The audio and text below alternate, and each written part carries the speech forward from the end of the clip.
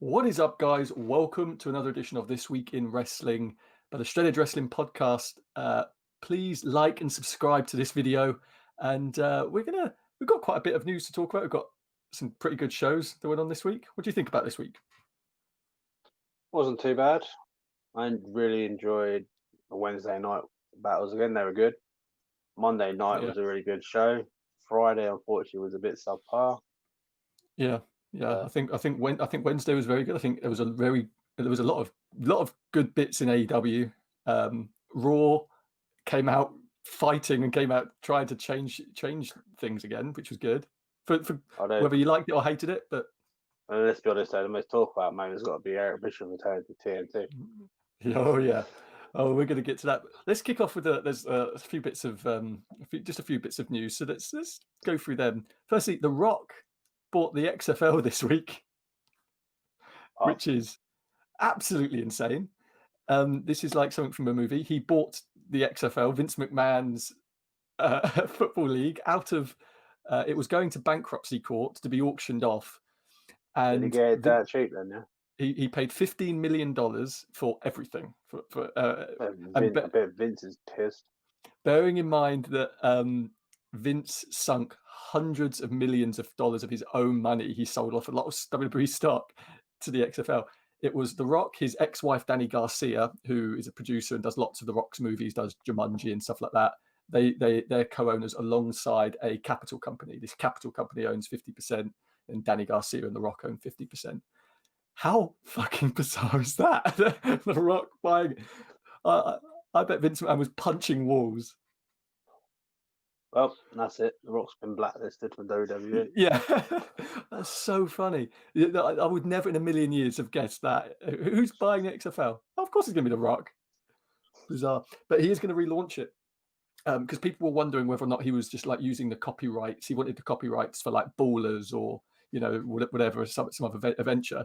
But no, he's talking about, launching it for young startup football players, which good on him. Bring his TV to realistic, Ballers, bringing it to life. Yeah, exactly. Well, what a better marketing tool for the XFL than if they put it on Ballers. That'd be great. But so what's the bet for where he lives then? Now that team's going to be called Ballers, yeah. Oh yeah, Jesus Christ, yeah. But I mean, but to be fair to Vince McMahon, this iteration of the XFL was actually doing all right, and then COVID came and just completely fucked him. So, but that's interesting. Yeah, you mentioned TNT. Well, just today or late last night, TNT executive Kevin Riley was fired from TNT, and he was the man who was in charge of AEW. He brought AEW in, he greenlit it, he'd done all the negotiations. He was the man pushing for them behind the scenes in TNT, and he's gone. Is that because they had Eric Bischoff on TV? Is that because they had Eric Bischoff on TV this week? Who the hell let that man back on TNT? He's gone, which is pretty worrisome. I think there's lots of people which have been talking about this. Like Meltzer's been talking about this quite a bit today about how it's a lot bigger news than what people think, because he was like sort of their actual champion at TNT, which is a bit of a shame. We also had, if you saw this, do you see anything about Marty Jannetty this week? Nope. So I've been too busy to try and keep up on any kind of news this week. That's true. So Marty Jannetty, I'm going to pull this up. He posted on Facebook. I'm not going to read the whole thing because it includes a lot of homophobic slurs and a lot of like horrid language. But essentially, he said that he had a gay man had once hit on him, so he beat him to death with a brick.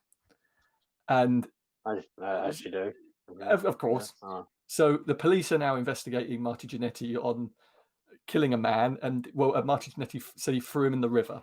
So, what river? Yeah, he does actually name the river. He says it was the Chattahoochee River. He threw him in the Chattahoochee River. We don't know what year this was. I don't know if it was in the 70s or 80s or what, but yeah. So that's a weird. He's been off his nut for years now, Marty Jannetty, and I think Vince McMahon had the right choice when he went with Shawn over Marty. Jesus, yeah, he's now been investigated. That was a bizarre one. I saw him trending on Twitter And I was thinking, Now why the hell being is Michael investigated, Jannetty trending? did he not just confess to murder? Yeah. I think if you confess, well, yeah, that's fair enough. But Especially as who it's on knows? social media and you now have his confession in writing. Yeah, and he doubled down. He then went and done a radio interview and gave more information about it. Oh, really? So now you got it verbally recorded as well. Yeah, which is incredible. Um, so also, I've got written down here, Edge and Daniel Bryan have joined the WWE creative team. Edge, Daniel. Are their careers that over already? Yeah, they're really transitioning. Apparently, Daniel Bryan is the reason for, and we knew this. We've known this over the last few years. He's been the reason for lots of. Why Paul got sacked? Or Yeah. stepped down. Yeah, he's the reason why lots of like these younger guys, Shorty G, Drew Gulak, those sort of people, why they've been getting more TV time and a push, because they're the people that Brian likes. Shorty G Cool. deserves the push. He does. Shorty G should be fighting for the Universal Championship right now. Love that. And also before the WWE earnings call last week, which didn't go very much in Vince McMahon's favor. I mean, they made a lot of money, but a lot of horrible questions about ratings and stuff. There was a creative meeting. You can never win in those things, can you? No. You make a lot of money, but now the TV ratings are shit. Oh, yeah. The TV ratings are semi-good, but we're not making as much money. And talking about money, fuck up and say I made your money. Before I actually go on to this bit, talking about them making lots of money. They made all this money once again, and this didn't include the wrestlers they let go, because they were still paying them right up until this quarter because their 90 days hadn't run out. Oh, this is like we were saying last time. When you told me about it, why the bother letting them go if you're making more and more money? Yeah, exactly. They've now got less of a sort of excuse for why they let them go. But there's another thing. It's now an Impact's doing better, and AEW's got a few good talented people now. Yeah.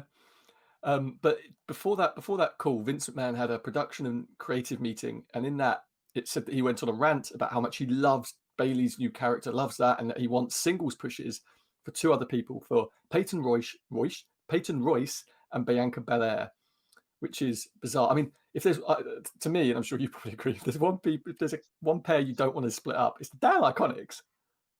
No, I love them. Yeah, they're perfect together. They play off each other so well. He splits them up. I'm no longer watching WWE. I'm done if they kill off the Iconics. You have to do a WWE podcast bit with Kieran. I'll do all the others.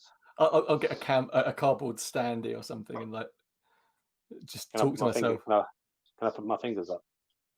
Yeah. Just sit you.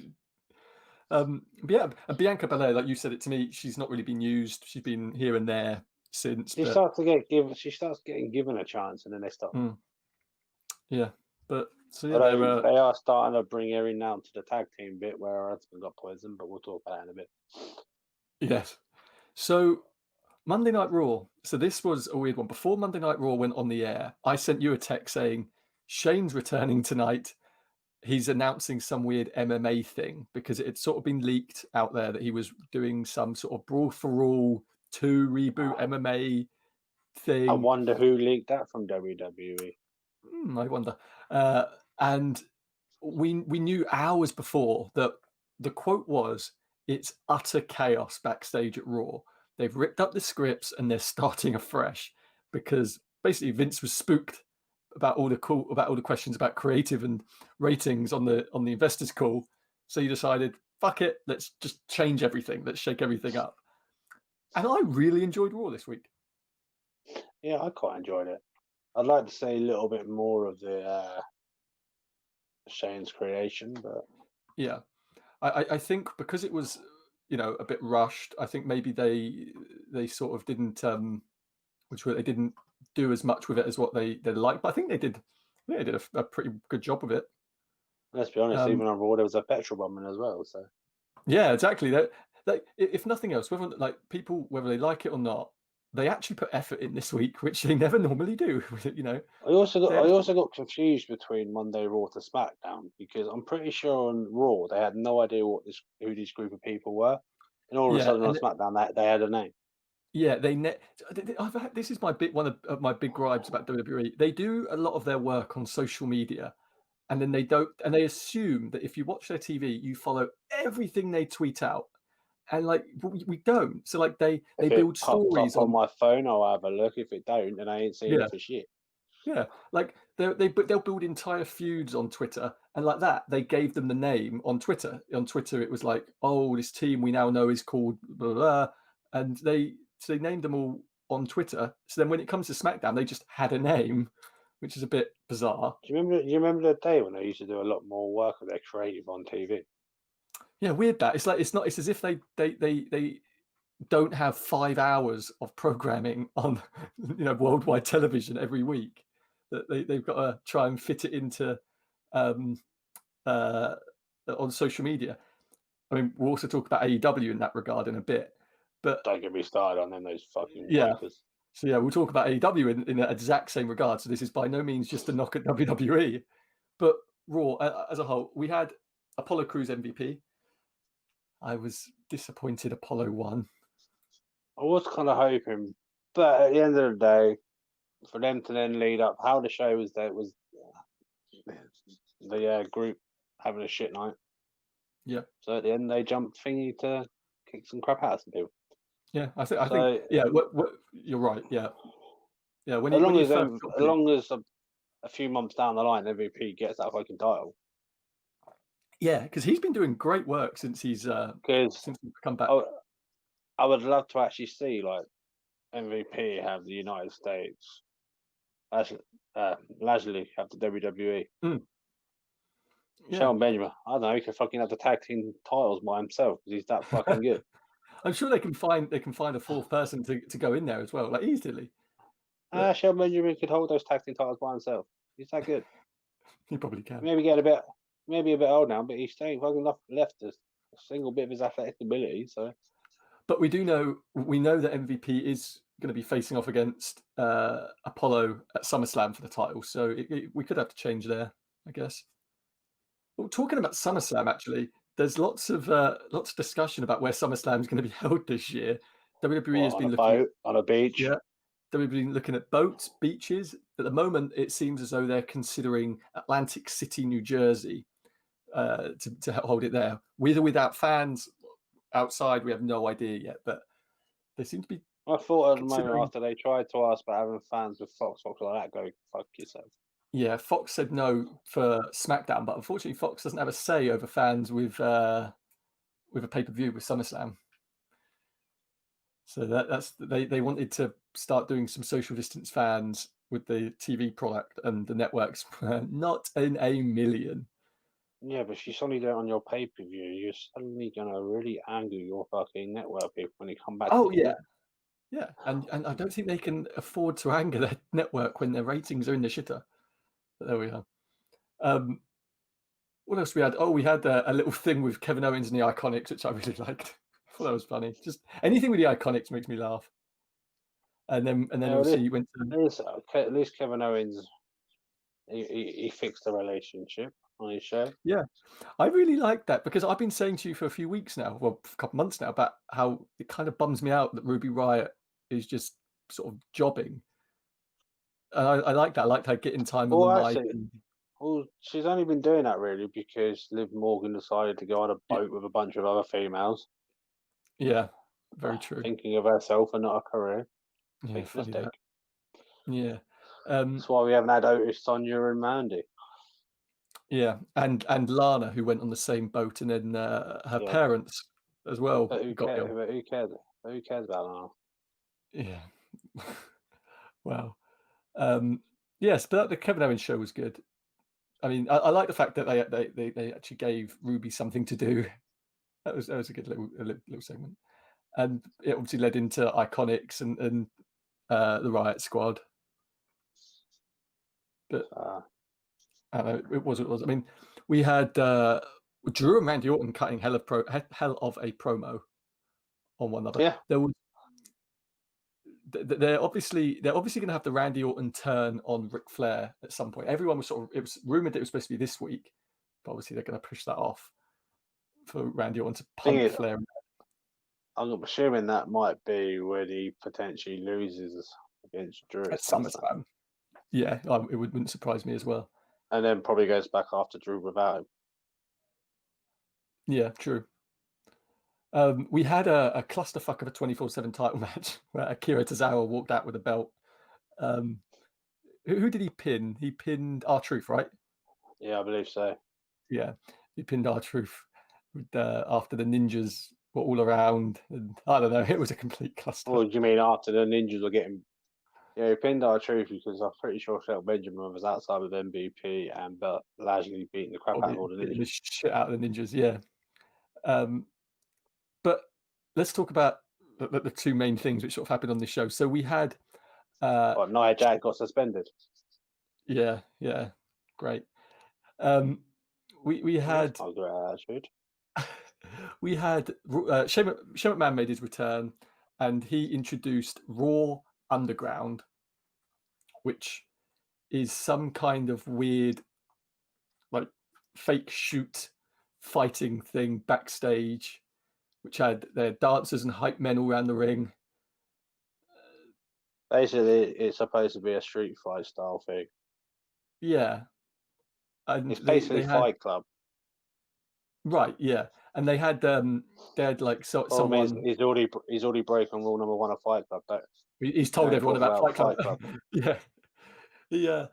They had like some guy, I can't think of his name. They had some guy sort of rampage through some nobodies on there, and then later in the evening we had Dolph Ziggler is beating up some randomer, and then the Hurt Business, which I quite like that name, to be honest.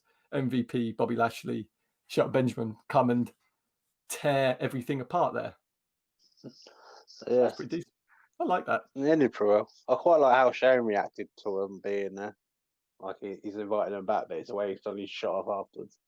Yeah, I like it. I know when I was watching this live, I know so many people were shitting all over it, like that. But like, come on, it's different. If it doesn't work, it doesn't work. Hopefully, they don't drop it after 3 weeks like they do with everything. I'm all for it. I liked it. I tell you what, there was one thing that irritated me about Raw. What's up? Sasha Banks and Shayna Baszler are having their match. Mm. Please tell me when someone comes out and attacks the manager outside, how do you stop the match? Match, Call yeah. and call it a no contest.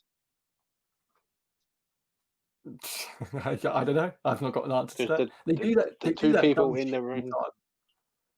It was The like two people in the ring hadn't been touched. yeah, it was like I can't remember what match it was the other day when someone attacked someone else. Someone came down and attacked someone, and then they declared it a no contest. Like, no, it was a DQ, and yet somehow it became a no contest. Oh, I that don't was know. another thing to do with the whole Oscar and China thing, where I think it was Sasha Yes, yeah, and technically everyone stated it was a DQ on here, but they wrote on their website that it was a no contest. yes, that was it. Yeah, it's so ridiculous. We also had the announcement that Dominic Mysterio is going to be stepping into the ring at SummerSlam, which we all sort of saw coming, but Does that mean he's going to lose the night? please God. It was funny because I'm pretty sure it was SummerSlam when Eddie and Ray had the contract match for Dominic all those years ago. So it's so funny that he's going to be making his in-ring debut. Well, actually, he's had an in-ring debut all those years ago, but his second in-ring at SummerSlam this year. That'd be fun. He looked quite good on Raw. Yeah, he's doing really well. Let's be honest. It's a fucking mysterious, so he knows what he's doing in a frigging ring. Yeah, exactly. And we had the like debut throughout the entire show. You know, you had audio glitches, microphones going off, and you had the lights flickering, and some random shit with a box falling over. A petrol bomb. And then leading to the petrol bomb of the thing. So that was obviously the debut of Retribution, the Retribution, which we didn't know their name at the time, but obviously we do now.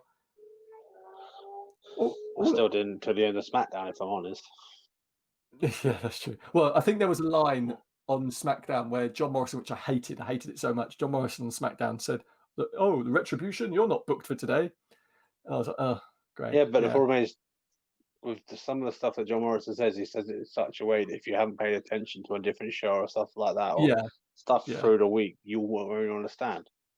yeah. Let's be And honest, he that's it. keeps doing digs at Seth Rollins every week, so Yeah, but that's, I mean, like, he done that line. I hated that line because firstly, that's the whole point of retribution, right? Was that they're not booked. They're there just to come and cause chaos. So that, I don't know, but yeah, they threw that the name out there randomly on social media, and then they came back on SmackDown. But AEW, so we knew that there was going to be a special guest for the Chris Jericho Orange Cassidy debate, and yeah, I it of guessed course, it. yeah, it of course turned into being Eric Bischoff back on TNT for the first time in what, 18 years, 19 years, 19 years since 2001. It's crazy. Um, he was good. That entire segment was so funny, so perfect. Orange Cassidy, when they asked that the question about global warming, and he just went onto that diatribe. Oh, Yeah, but perfect. it was also Eric Bischoff's response back to Yeah. and Oh, I Chris love that. Jericho's face jaw on the floor. Yeah, I thought that whole thing was just genius. It was a genius setup, and we had uh, we have a rematch next week on Dynamite between Orange Cassidy and Jericho, and I think that, Is it like, next week? I mm, thought it was on their. I thought it was on their pay per view. yeah, so did I. But then I just saw on AEW's Twitter account a match card for Orange Cassidy and Jericho for next week. So let me I'm have a sure look. someone didn't make a mistake. It wouldn't be the first time that the AEW social media team do that. They tend to do that an awful lot. Um, Wednesday, August 12th, Chris Jericho versus Orange Cassidy, $7,000 obligation match, whatever that means. The Inner Circle and Best Friends are banned from ringside. Yeah. I think it's all to do about his jacket, the $7,000 thing. Oh yeah, yeah, yeah. So in a $7,000 obligation match as an added extra stipulation. Yeah, yeah. But AEW as a whole, what do you think of it? Just overall, I quite enjoyed it. Very tag team oriented this week. Yes, and do you know what's it's gonna be even more tag team oriented probably next week, because it's called Tag Team Appreciation Night, which was in the So it's FTR's contract. does that mean they'll do some of the women from the tournament? No, don't be silly. They instead, what we have is the Young A Bucks versus Evil 30-man Uno. tag team. Yeah, we have the Young Bucks versus Evil Uno and Stu Grayson. We have the return of the Rock and Roll Express, because we need them. We have Arn and Tully making a return. So yeah, there's lots of tag team matches going on next week. There's So another. how does a single match fit in on tag team appreciation night? Well, there's two singles matches. There's the Cody singles match against Scorpio Sky, and then Jericho and Orange Cassidy. But it is officially Tag Team Appreciation Night. And is what the tag team titles are on again next week?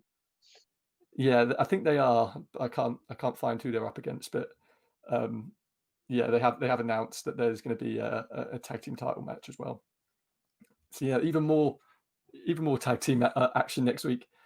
But I said it to you yesterday about the fact that they're doing these multi-man tags, and people have been shitting all over WWE for Yeah. years for doing that, and they're doing a lot of them right now. Lots of these, and they're good. They're really good matches. I'm not going to fault them for that. Fucking great matches, but they just seem to be like hot shotting lots of things by throwing like this week the Dark Order versus FTR and the Elite just in a ring for no reason. I did like the Santana and Ortiz and Best Friends thing this week. I thought that was really funny. Where they fucked up the car. That the bit though when they get back to the car afterwards and they're like, you messed my mum's car up. Oh, you're gonna apologize to my mum now? Shut up. Seriously. Why would you even bring your mum's car to work? Yeah, I love that. We had the in-ring debut of Matt Cardona on AEW. Thought he looked really good. So, That was a decent match. yeah, it's been real. I'd like to see a bit more of what kind of role he's playing now. A person. So Are we going to yeah, see whether we're going to suddenly see some woo woo? yeah, yeah.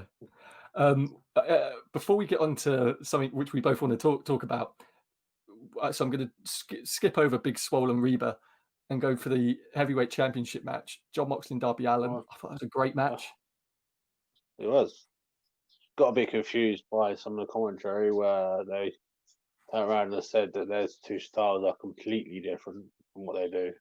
Yeah, And I'm like, their styles are fucking near identical. Apart from one yeah, does a little bit more high flying, the other one doesn't do as much.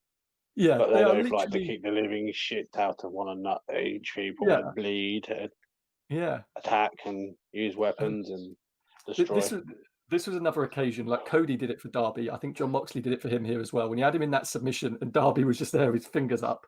It was like, again, makes Darby look like he never wants to give up. Like I'm so high on Darby. I love Darby. So he wants to be And another John Cena, right? yes, yeah. Talking about bleeding, Sammy Guevara threw a chair at Matt Hardy's face during Dynamite, and it required Matt to have like over 10 stitches to his head. I think it was 13 stitches to his head because that was a I legitimate bet hard way busted open. 13 stitches, they ain't a lot. I don't actually think he had much time to do things about it. I think he got ready to No, lift his it's head not. up, and as that happened, he had a Yeah, chair in his there was ear. a chair coming at him. Yeah. But anyway, let's talk about the women's division in AEW. Why So they're this not? week, yeah, they're not. This week they had a grand total of like 4 minutes on television with Big Yeah, but Swollen they Reba. had all the time in the world online. So tedious. Like they had the women's tournament, which I assumed was a televised thing. More for me, I assumed that was going to be part of their television. Well, let's be honest, it should be. Let's be honest, you have a fucking evolution. Evolution. I am saying that. It is right in it for WWE.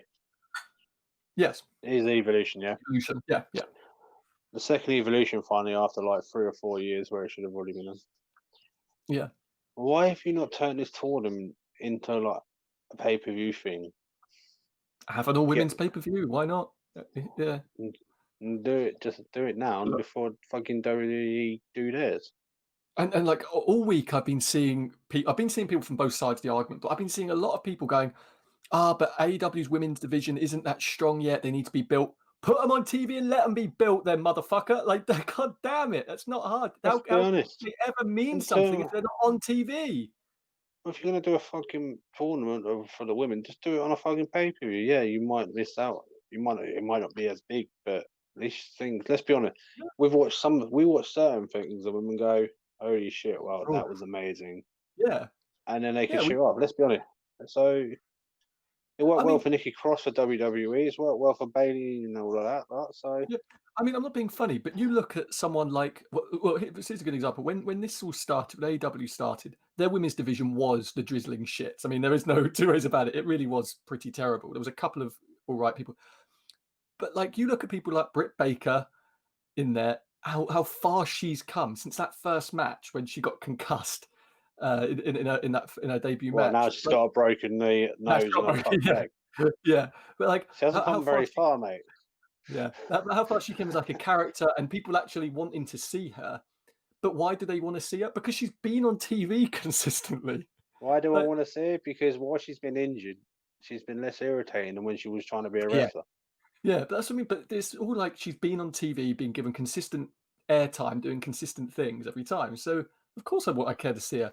I mean, I'm not being funny, but Yuka Sakazaki and people like that, and Riho, they when they've been given the time, God, they kill it in the ring. Well, I mean, they always kill it in the ring, but and they've made you actually like them from their ring work. If you And let's just be push it honest, onto YouTube, Penelope Ford's already sort of shot up into stardom as well. So absolutely, yeah, yeah, that's perfect, perfect example. Yeah, exactly. And the thing is, I watched that women's tournament on YouTube, and I really liked it. Medusa was on there on commentary, and she was great. Her and Tony, and they had the big trophy up there, and Cameron This from is this is where WWE. I think this is where I think they do. Oh God, those. No, But this no. is where I think this is where I think they go something wrong. You have a chance now where you're making a group of women tag team. Mm, Why have you not made women tag team titles? yeah, right.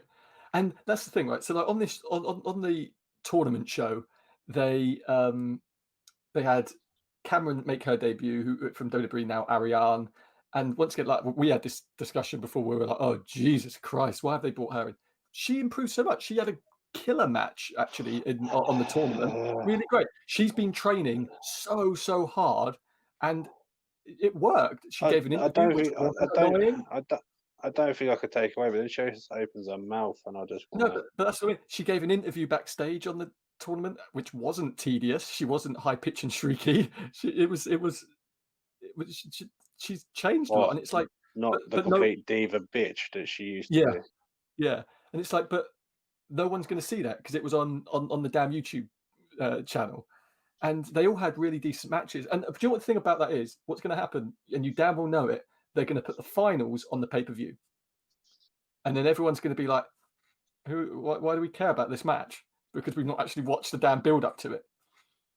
Ah, So just it infuriates me when WWE sort of drop the ball with the women's division for so long. And when Ronda left, they dropped the ball again. And then when Becky left, it's like it basically died a death until recently, when like all the women during lockdown have sort of revitalized it and made it great. But I don't know. AEW, Nikki Cross was keeping it going. Well, before while Becky was there. yeah, but I mean, like basically, but from WrestleMania 35, there was a long stretch of most of last year where the women's division was just sort of non-existent. And the AEW sort of had the perfect opportunity to make a women's division mean something, and they just completely shit the bed with it. And it's so tedious. And then 4 minutes on television of a 2 hour show, 4 goddamn minutes, whilst you've got all these multi-man tags. Come on. Yeah, but it also doesn't help because of what Tony Khan bases his product off of. A bunch Yeah, of wrestling shows between the, let's be honest, late 80s, 90s that were quite sexist against women. yeah. Of course, like he loves women's wrestling, but it's true. His passion is for tag team wrestling and traditional AWA, NWA, WCCW, WCW esque wrestling. Like I fully believe like he's fully invested in women's wrestling, but it's not his priority, and you can tell it because if it was, they wouldn't be getting 4 damn minutes on television a week. Like that and then all week, we've heard Brandy Rhodes and Kenny Omega are the two in charge of the women's division, right? We've heard it a million times, both of them coming out and saying it publicly. And then people this week have said to them, "Hey, why the fuck did they only get 4 minutes?" And they've gone, "Oh, not my call." Well, you can't take credit for something and then not take the blame the other times. Well, you can't always just answer, it's not my call. I tried to argue, I tried to get her more time, didn't I? Exactly. Yeah. Because that's what it says to me is that they didn't do that because otherwise they would come out and say, "Well, I would love them to have more time," and it's like, oh, whatever. No offense, But Triple H finally got time to have a chance to run a show, and look what he did for a women's division. exactly. And NXT this week, what was the highlight of that? I didn't get to see all of it. Well, actually, the biggest highlight at the end of the day of is at the end. Adam Cole, The Pat biggest thing to McAfee. take away. That's going to be the biggest story taken away from it. The Pat McAfee Adam Cole thing was very well built. Obviously, they built that on Pat McAfee's show a couple of weeks ago, Yeah, where Adam Cole got insulted or whatever, and people were trying to figure out whether or not it was real or not, which obviously it wasn't. Um, Pat thing McAfee, is, obviously, that seemed like that kicked off pretty damn quick. It seemed like he got there, put a headset on, and next thing you know, he's kicking on. yeah. Pat McAfee is he won punter of the decade in the NFL, and so I love the idea that they had him run and punt Adam Cole clean in the chest. I love that, and Adam Cole sold it as if he'd been shotgunned in the face. I love that so Oh, much. I thought it was brilliant. I love Triple H in the end after he did that, grabbing hold of him and then pushing him out. Shoving him, yeah. Pat McAfee's a big dude. I'm quite excited to see what he can do in the ring. That'd be quite So, cool. And then we had SmackDown, which was subpar. disappointing. Yes, disappointing. It's It started with the Firefly Funhouse Bray Wyatt thing, um, basically going over the same things what he normally does. He recapped the Swamp match and, at the Although, beginning, and then did you see that he redecorated his wall? no, I didn't really pay attention. Did you not? Did you not No. notice apart from the picture of Sister Abigail, all of them are pictures of Braun with his eyes crossed out. Oh yeah, I did know that. Yeah, I did notice that. Yeah. You did notice his Um, redecorations, lied to me. yeah, I to be honest, I didn't even realize what you meant when you said it. Yeah. Um, yeah. So throughout the show, we didn't really do much, but I mean, I think my highlight of the show was like Big E because I I did think enjoy. I think he Is cut I a thought great you would have. I thought you might have actually liked this show because they actually had, for once, a bit of a story going through the whole thing between Sheamus and Baron. King. Yeah, Yeah. My problem being is that I just don't care about anything Baron Corbin related, and like that's a bit harsh. It's really good though. he is really good, but I just don't care enough for it. And it was you are right. It was good that they threaded the story throughout, but I never care if he wins or loses a match. The ending of the show, the ending of the show was probably what everyone was talking about when the I forget what they're called again. They came down to an empty ring, started battering an empty ring and just shouting into the air for about 2 or 3 minutes. Finally, they went outside and started attacking people and started spray painting and all that, and that was fine. Camera work and production was one of the worst things I've ever seen in my Yeah, life. It's just awful. Just it's that damn shaky cam again, shaking and zooming and shaking and zooming. Someone I saw someone say Sean Ross Sapp had tweeted out saying like this is the worst production I've ever seen, bar none. And someone responded saying, unless they tell me next week that the cameraman was on their payroll, someone needs to be fired for that shit. I was like, yeah, it was, yeah. I didn't mind it too much for what it was. I quite like the fact that you got a group of 5 people and it's smart enough that they brought a female into it because it's what pisses me off where they keep doing these groups saying we're going to dominate. We'll get a yeah, female and you can take all the titles then, can't you? yes, Let's be honest, they did it in the Attitude Era and stuff. oh, all the time, yeah. The Uh, I'm all for the group, right? Like I'm all for the group, and I think it's great that they're doing that stuff. Just I really just didn't like the presentation of this one. Like I like the presentation of them on Monday, like the firebombing and all that. I just something here just didn't sit right with how I don't know.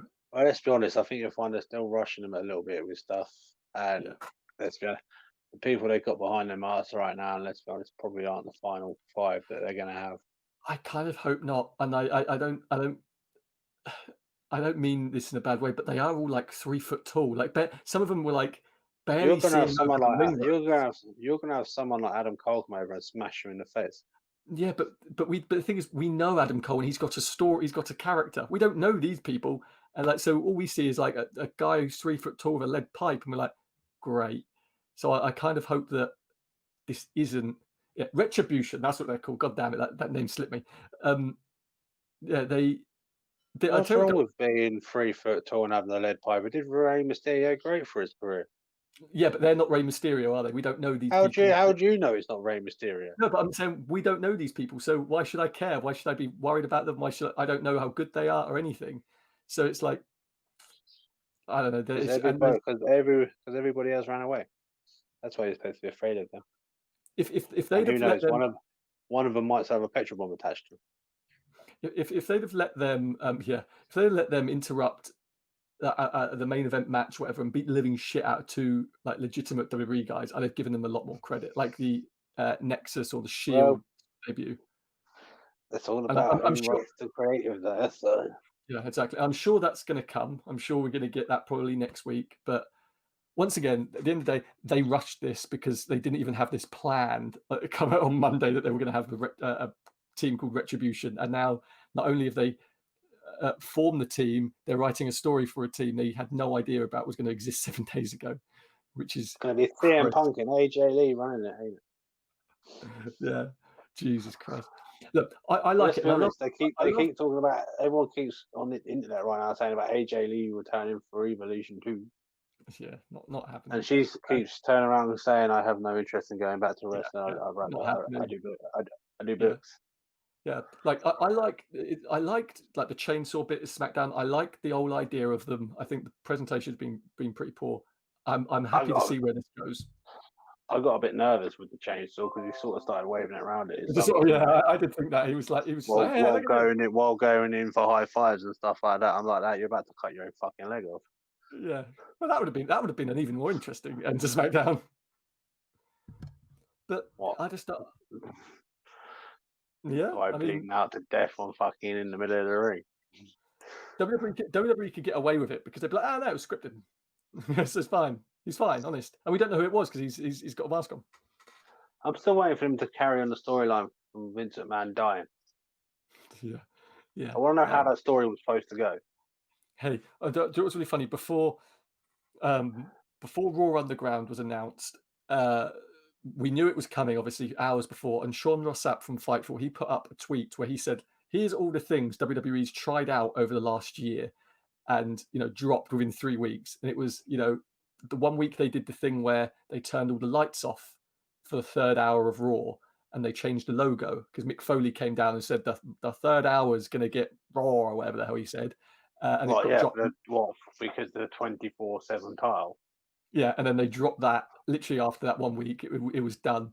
The no wrestling during commercial breaks thing. Do you remember when they were doing that randomly? Where during the commercial breaks they would have the wrestlers go out of the ring and just start cutting promos instead of continuing wrestling because they didn't want wrestlers wrestling during commercial breaks. All these things which they just Okay. randomly did for no reason. Yeah, they did that for quite some time. All these things Why they just do take. why would you do that when you don't even have an audience? No, this was when they had the audience. They had I'm they sorry, had an audience there, and but the even wrestlers just started I've paid a shit ton of because no offense, WWE's not cheap to fucking get even for the cheap shits. wrestling. No, Next thing I know, we're halfway through the match and they both get out and they start talking to one another. What's the fucking point? yeah, yeah, literally, and that was when they all started doing. Do you remember they started doing all those 2 out of 3 falls matches on Raw? Like every week, every match was 2 out of 3 falls or something like that, because that was why they could do one fall, commercial break, they get out, cut a promo, go back after commercial break, they do another fall, and like all these things that we have done for like a few weeks, and then they just drop it dead. So I'm interested to see if the retribution ever even gets unmasked, because hey, we don't even know who the damn hacker is. That's disappeared, Well, from SmackDown. we do, but he just showed up on Raw. I think Yeah, exactly. So, they changed it in the end. I think they gave up on the idea because everyone was hoping to be CM Punk. yeah, yeah. Even though, which was so ridiculous, because they clearly knew who it was going to be from day one. If they make it so that the hacker is part of retribution, I love that. At least make some sense of the damn thing you just dropped. I think that's a big thing. They just drop stuff. Anyway, that's it for this week in wrestling. Head over and follow us on Twitter at SEW_podcast. Please like and subscribe to this channel, and we will see you next time for another video. We are out.